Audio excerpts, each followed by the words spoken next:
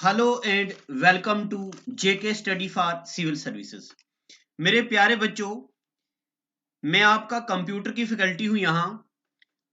अभी हम सिर्फ और सिर्फ कंप्यूटर के टॉपिक वाइज एमसीक्यूज करेंगे, क्योंकि अब हमारे पास एट द एंड ये टाइम है कि हम कंटेंट पढ़ने का टाइम नहीं है। कंटेंट आपने पढ़ दिया है। जितने भी एमसीक्यूज हैं वो सारे के सारे एमसीक्यू हम क्या करेंगे, यहाँ पे पढ़ेंगे। अब यहाँ पे आप मुझे ये भी बताएंगे कि आपको कंप्यूटर में कौन सा टॉपिक सबसे डिफिकल्ट लगा है जिसके हम आपको एमसीक्यू करवाएं। बट आज मैं ये जो एमसीक्यू करवाने वाला हूं, ये हमारा टॉपिक है लैंग्वेजेस का, जो कि कंप्यूटर आफाक साहब ने बहुत अच्छे से डेप्थ में डिटेल में करा दिया है। अब मैं आफाक साहब जो कि मेरे फ्रेंड हैं, उन्हीं के कहने पे मैं आपको कंप्यूटर के एमसीक्यूज करवाऊंगा। आपकी सिलेक्शन तो पक्का है, डन है। कोई भी इस बार आपको हरा नहीं सकता है। बस आखिरी पॉइंट्स पे आप क्या कीजिए, इन कंप्यूटर्स के एमसीक्यू को कर दो। देखिए question number 1, C language is, C कौन सी लैंग्वेज है? क्या सी असेंबली लैंग्वेज है? क्या ये third generation high level language है? क्या ये मशीन लैंग्वेज है? क्या ये नन ऑफ द अबव है? जनरली जो सी होती है, इसको हम मिडिल लेवल लैंग्वेज में काउंट करते हैं।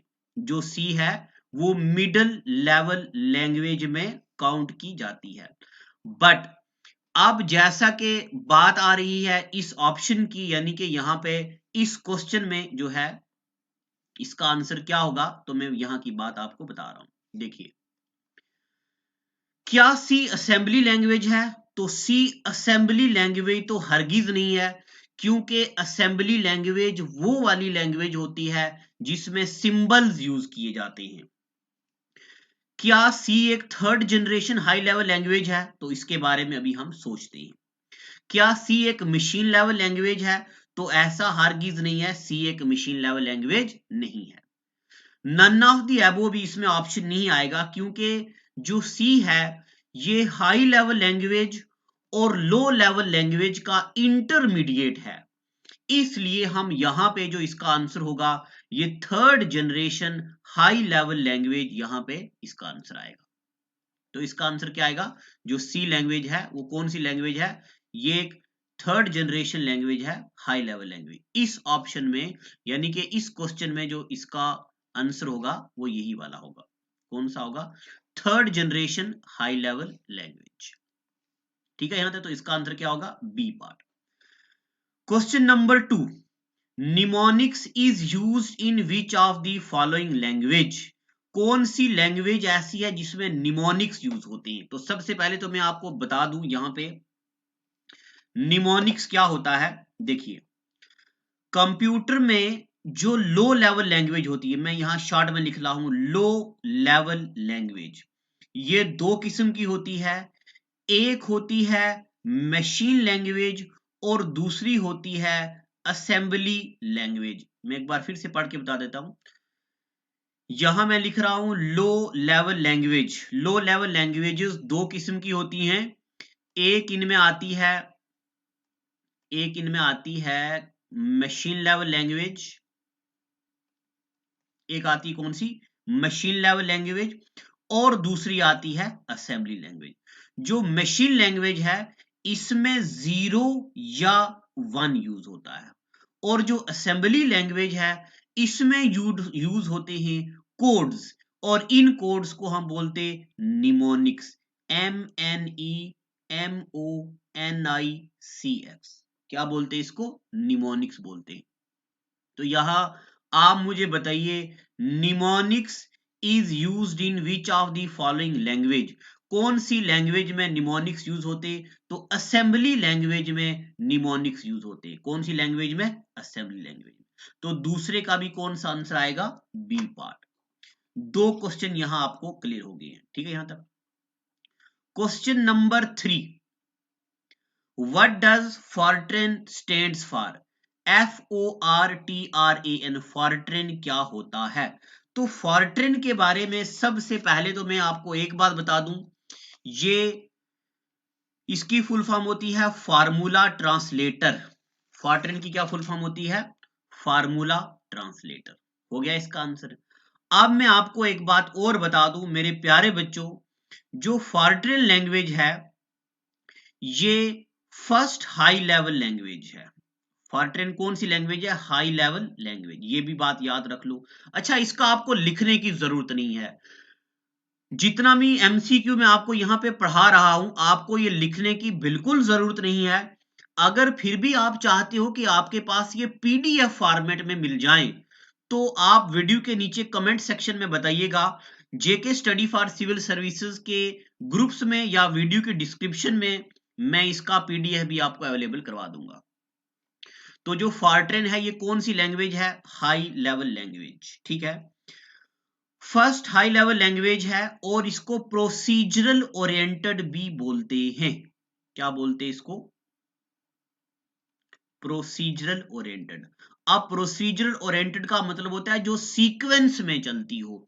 अब यहां पे टाइम नहीं है ताकि मैं आपको डिटेल में बताऊं प्रोसीजरल ओरिएंटेड क्या होता है, सीक्वेंस ओरिएंटेड क्या होता है। अभी आप इतना याद रखो, फॉर्ट्रेन की फुल फॉर्म होती है फार्मूला ट्रांसलेटर।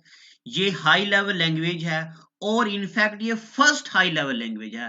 1957 में इंट्रोड्यूस की गई थी। आपको ये डेट याद नहीं रखनी है, ये भी नहीं याद रखना है कि किसने इंट्रोड्यूस की थी, बट बता देता हूं, जॉन बेकन्स।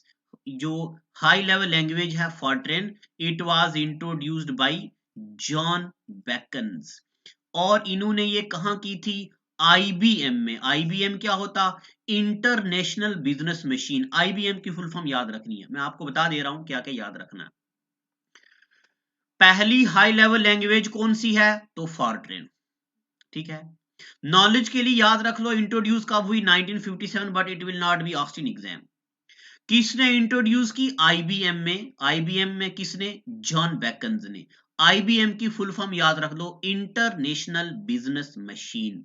फॉर्ट्रेन इसने इंट्रोड्यूस की। ठीक है, उसके बाद question number 4, algorithm and flow chart helps us. सबसे पहले तो एल्गोरिदम होता क्या है? तो मेरे प्यारे बच्चों, एल्गोरिदम्स का मतलब होता है these are sequence of steps use to solve any particular problem. इसको बोलते हैं एल्गोरिदम। और फ्लो चार्ट क्या होता है? फ्लो चार्ट का मतलब भी होता है सीक्वेंस ऑफ स्टेप्स। इन दोनों में फर्क भी होता है। एल्गोरिदम जरा टेक्निकल लैंग्वेज में और फ्लो चार्ट जरा कॉमन लैंग्वेज में। आपने पढ़ा होगा, इसको स्टार्ट बोलते हैं और इस काइट वाले सिंबल को डिसीजन मेकिंग बोलते हैं। अभी आप सिर्फ ये याद रख लो कि एल्गोरिदम से हमें क्या फायदा मिलता है। तो एल्गोरिदम से स्पेसिफिक प्रॉब्लम को कंप्लीटली और क्लियरली हम सॉल्व कर सकते हैं। ठीक है, एल्गोरिदम का मतलब होता है किसी भी प्रॉब्लम को सॉल्व करने का कंप्लीट और स्पेसिफिक सॉल्यूशन। ठीक है, तो ये इसका आंसर आएगा। क्वेश्चन नंबर 5 देखिए, which among the following is a type of error that a compiler can check. अब सबसे पहले तो आपको यह पता होना चाहिए कि कंपाइलर क्या होता है। देखिए, सुनिए मेरी बात। कंप्यूटर में 3 चीजें होती हैं। पहले नंबर पे मैं यहां लिखता हूं शॉर्ट में, पहले नंबर पे असेंबलर, दूसरे नंबर पे कंपाइलर, और एक और चीज होती जिसको बोलते इंटरप्रेटर। PRETOR। ये 3 चीजें हैं, इन पे क्वेश्चन आता है इसलिए मैं यहां पे आपको फोकस कर रहा हूं। असेंबलर, कंपाइलर और इंटरप्रेटर। असेंबलर क्या करता है? Assembler converts assembly language. ये असेंबली लैंग्वेज को कन्वर्ट करता है। कंपाइलर क्या करता है? हाई लेवल लैंग्वेज को मशीन लेवल लैंग्वेज में कन्वर्ट करता है। इंटरप्रेटर भी क्या करता है? हाई लेवल लैंग्वेज को मशीन लेवल लैंग्वेज में करता है। मगर जो इंटरप्रेटर है ये क्या करता है? It converts line by line. Interpreter कैसे कन्वर्ट करता है? Line by line. और कंपाइलर कैसे करता है? Compiler converts complete program at once. एक ही बार कंप्लीट प्रोग्राम को हाई लेवल लैंग्वेज से मशीन लेवल लैंग्वेज में कन्वर्ट करता कंपाइलर, और इंटरप्रेटर क्या करता है? Line by line. अब हम आते हैं क्वेश्चन पे। Which among the following is a type of error that a compiler can check? Compiler कौन सा एरर चेक करता है? तो कंपाइलर के बारे में आप एक बात बताता हूं, देखो, क्या नेटवर्क फेलियर चेक करेगा? नहीं। क्या पावर फेलियर? नहीं। ऑल ऑफ द अबव तो आएगा नहीं। कंपाइलर जो होता है ये सिंटैक्स के एरर को ठीक करता है। अब सिंटैक्स क्या होता है, सुनिए मेरे बच्चों, अगर आप में से कोई बच्चा इंग्लिश में पीएचडी कर रखा है या कोई ग्रामर में बेहतरीन है तो उसको पता होगा ग्रामर में दो किस्म की चीजें होती हैं, एक होता है सिंटैक्स और एक होता है मॉर्फोलॉजी। ठीक है, अब मॉर्फोलॉजी तो बायोलॉजी की टर्म भी है, बट इंग्लिश में सिंटैक्स का मतलब होता है कौन सा वर्ड पहले आना चाहिए। जैसे कि देखो मैं लिख रहा हूं कैट सैट ऑन मैट, है ना, ये मीनिंगफुल। अगर मैं लिखता हूं mat sat on a cat तो उसका कोई मीनिंग नहीं बनता है। तो इंग्लिश लैंग्वेज में कौन सा वर्ड पहले लिखना है, कौन सा वर्ड बाद में लिखना है, इसको बोलते हैं सिंटैक्स। इसी तरह कंप्यूटर में जब हम कोई लैंग्वेज लिखते हैं तो पहले क्या लाइन होनी चाहिए, बाद में क्या लाइन, उसके बाद क्या लाइन, इस चीज को कंप्यूटर में बोलते हैं सिंटैक्स। तो जो कंपाइलर है, कंपाइलर चेक करता है कहीं सिंटैक्स एरर तो नहीं आ गया, यानी कि लाइन पहले ये लिखनी चाहिए थी बट हमने ये लिख दी, तो इसको कौन एरर करता है, इसको ठीक कौन करता है, कंपाइलर करता है। ठीक है, तो कंपाइलर क्या करता है, कंपाइलर सिंटैक्स एरर को ठीक करता है या सिंटैक्स एरर को ये डिटेक्ट करता है। ठीक है, उसके बाद अच्छा, जहां भी आपको डाउट लगता है मेरे प्यारे बच्चों, आप वीडियो के डिस्क्रिप्शन में क्वेश्चन नंबर डाल के डाउट लिखो और अपना डाउट भी मेंशन करो, तो उसको मैं उसको हम वहीं पे ठीक कर देंगे। आगे, the use of combination of ones and zeros is a feature of which of the following type of computer language? Computer की कौन सी लैंग्वेज ऐसी है जिसमें 0 और 1 यूज होता है? तो ये बात तो मैं आपको अभी अभी बता चुका हूं कि मशीन लैंग्वेज में 0 और 1 यूज होता है। अभी मैंने आपको बताया मशीन लैंग्वेज में क्या यूज होता है, 0 और 1। ठीक है, अब हाई लेवल लैंग्वेज क्या होती है, पास्कल क्या होता है, सी क्या होता है, ये अभी बताने का टाइम नहीं है। जहां जहां आपको डाउट है आप मुझे बताते जाइएगा, तो मैं आपको नेक्स्ट लेक्चर में क्लियर कर दूंगा। Question number 7, which among the following is not an object oriented programming language? इनमें से कौन सी ऑब्जेक्ट ओरिएंटेड प्रोग्रामिंग लैंग्वेज है? सबसे पहले तो मेरे प्यारे बच्चों मैं आपको एक बात बता दूं, यहां पे लिख रहा हूं high level language. High level language को हम 3 कैटेगरी में डिवाइड करते हैं, आप अपने नोट्स में यहीं पे ऐड कर दो। हाई लेवल लैंग्वेज को हम 3 कैटेगरी में, पहले नंबर पे प्रोसीजरल, पहले नंबर पे प्रोसीजरल, दूसरे नंबर पे नॉन प्रोसीजरल, एनओपी लिख देता हूं मैं, एनओ मतलब नॉन प्रोसीजरल, और तीसरे नंबर पे ऑब्जेक्ट ओरिएंटेड प्रोग्रामिंग, ओओपीएस भी बोलते हैं, object oriented programming. Non procedural एक ही लैंग्वेज है जिसको हम बोलते हैं एसक्यूएल, स्ट्रक्चरल क्यूरी लैंग्वेज। बाकी प्रोसीजरल लैंग्वेज भी ढेर सारी हैं, जिस तरह अभी मैंने आपको पढ़ाया फॉर्ट्रेन, फार्मूला ट्रांसलेटर। उसके अलावा एक लैंग्वेज आती है जिसको बोलते हैं लिस्प, ये भी ये भी क्या है, प्रोसीजरल ओरिएंटेड। उसी तरह अब यहाँ पे क्वेश्चन आया है ऑब्जेक्ट ओरिएंटेड प्रोग्रामिंग लैंग्वेज कौन सी है, तो मैं आपको सीधा ले चलता हूं ऑब्जेक्ट ओरिएंटेड प्रोग्रामिंग लैंग्वेज यहाँ पे कौन सी है। ढेर सारी ऑब्जेक्ट ओरिएंटेड आती हैं, इनमें एक आती है C++ और इसमें आती है जावा। अब यहां देखो C++ भी है और यहाँ पे जावा भी है, दोनों ऑप्शन में है। तो यहाँ पे क्वेश्चन में जरा हल्का सा एरर लगता है मुझे, तो और इसके बाद क्या है Pascal, which of the following, अच्छा I am sorry, which of the following is not an object oriented? तो इनमें से मेरे प्यारे बच्चों पास्कल भी ऑब्जेक्ट ओरिएंटेड है, C++ भी है, जावा भी है। तो यहां इसने पूछा, आई एम सॉरी, इसने पूछा है विच of the following is not, Python भी है, पास्कल जो है ये ऑब्जेक्ट ओरिएंटेड प्रोग्रामिंग लैंग्वेज नहीं है, पास्कल जो है ऑब्जेक्ट ओरिएंटेड प्रोग्रामिंग लैंग्वेज नहीं है, ये बात आपको यहां पे याद रखना। अब अगर pascal object oriented programming language नहीं है तो आखिर पास्कल कौन सी लैंग्वेज में आती है?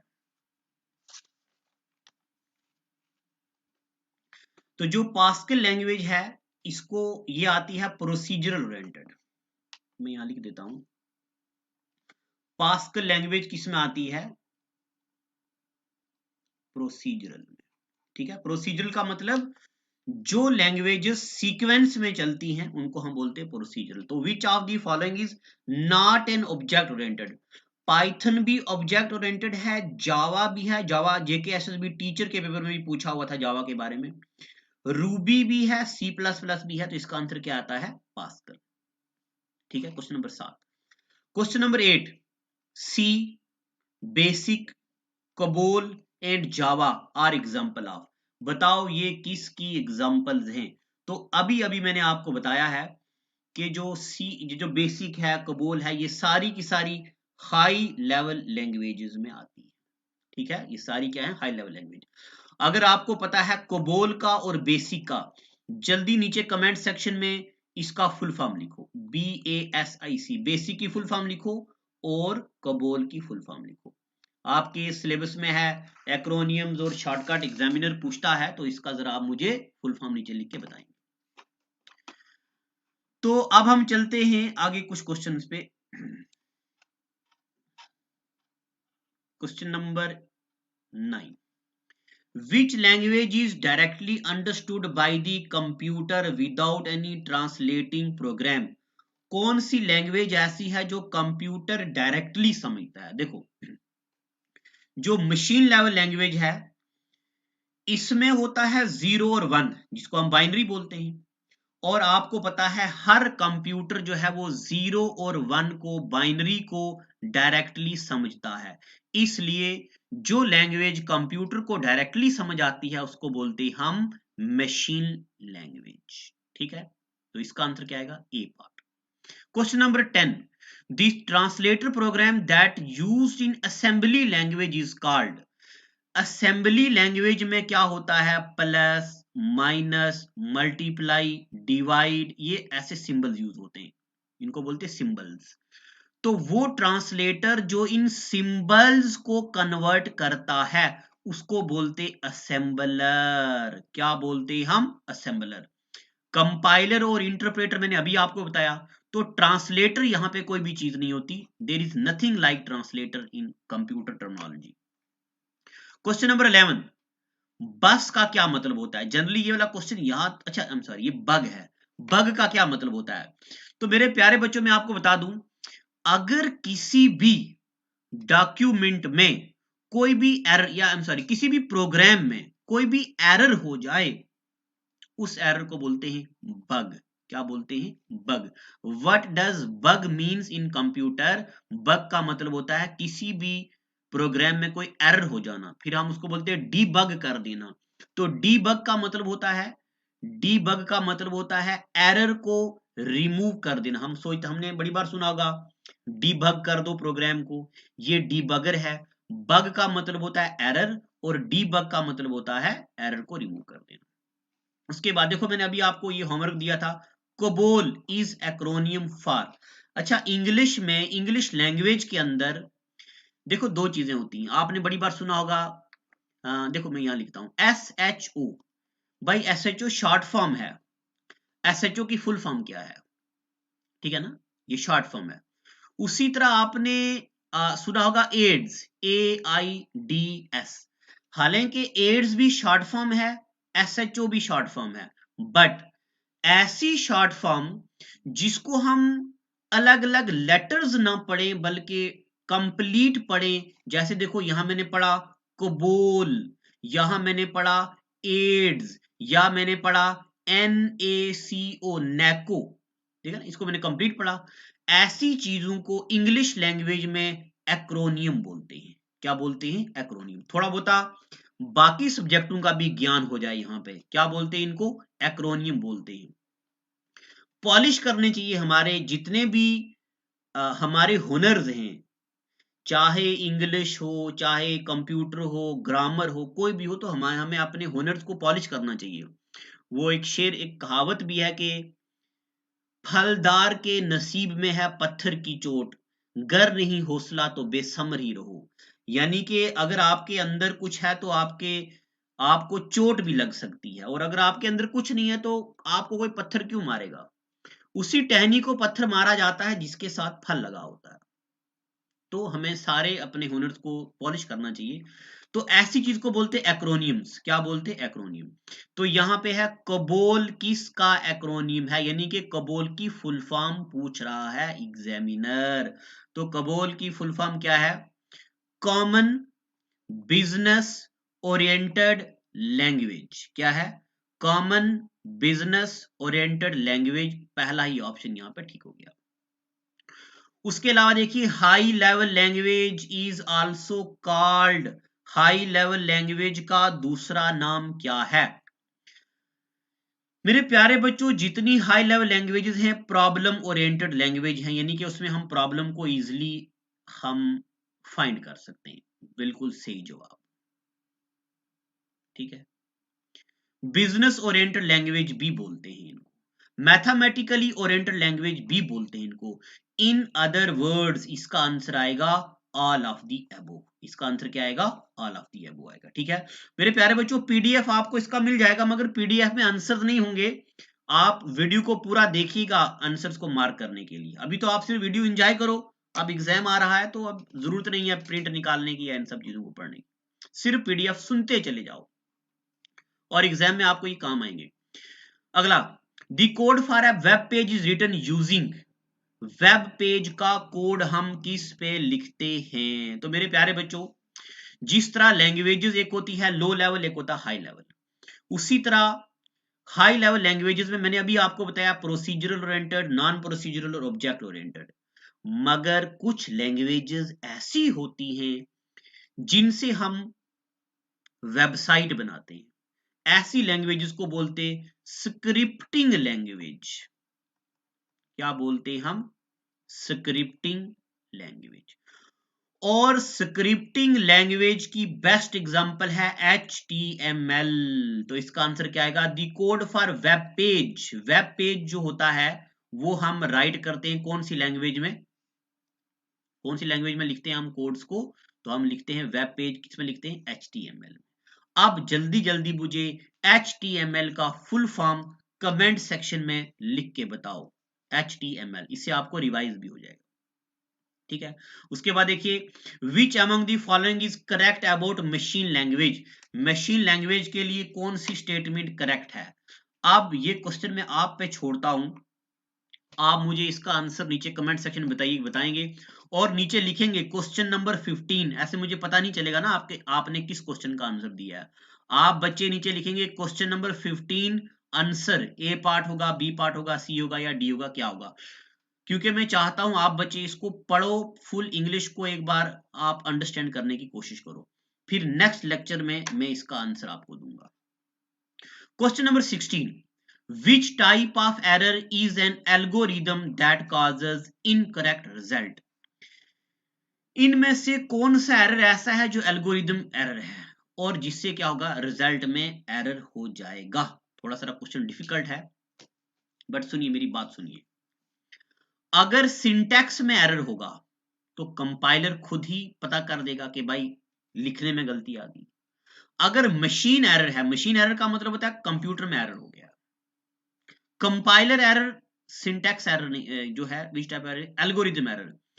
लॉजिकल एरर जो होता है इसको एल्गोरिथम एरर। अब लॉजिकल एरर क्या होता है मैं आपको बताता हूं। देखो, आपने लिखा कि एक नंबर दिया, अगर ये नंबर इवन है तब ये कोई काम करो, और अगर ये नंबर ऑड है तो ये काम करो। मगर हमारे पास जो नंबर आया वो नंबर ना ही इवन है और ना ही ऑड है। बहुत सारे नंबर ऐसे होते हैं जो इवन भी ना हो, ऑड, या मान लो, इसको तो मैं जरा और सिंपल एग्जांपल लेता हूं। आपके पास एक नंबर आया और आपने बोला कि अगर ये नंबर 2 का स्क्वायर है, अगर ये नंबर 2 का स्क्वायर है तब ये काम करो, यानी कि कोई स्टेप लो। और अगर ये नंबर 2 का स्क्वायर नहीं है तो तब आप ये कोई दूसरा काम। मगर जो आपके पास नंबर आया वो कोई नया नंबर आ गया। तो अब हम क्या करेंगे, जो चीज हमें चाहिए थी वो आई नहीं, ऐसी चीज को बोलते हैं लॉजिकल एरर। क्या बोलते हैं? Logical error. सिंटैक्स एरर का मतलब होता है पहली लाइन ये आनी चाहिए थी मगर हमने ये लिख दी, इसको बोलते हैं सिंटैक्स एरर। कंपाइलर एरर का मतलब होता है सी कंपाइलर खराब हो गया। मशीन एरर का मतलब होता है कंप्यूटर रीड नहीं कर पा रहा। लॉजिक एरर का मतलब होता है लॉजिक में एरर है, ठीक है ना।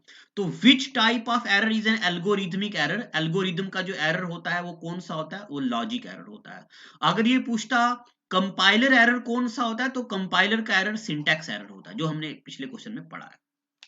ठीक है यहां तक। अब आज के इस एपिसोड को हम इतना ही रखेंगे। आज हमने 16 क्वेश्चन किए हैं, इनमें से एक क्वेश्चन मैंने आपको होमवर्क दिया है। अब आप मुझे बताएंगे, आपके पास दो ऑप्शन है, option number 1, option number 2। Option number 1 आपके पास यह है कि मैं आपको टॉपिक वाइज एमसीक्यू कराऊं।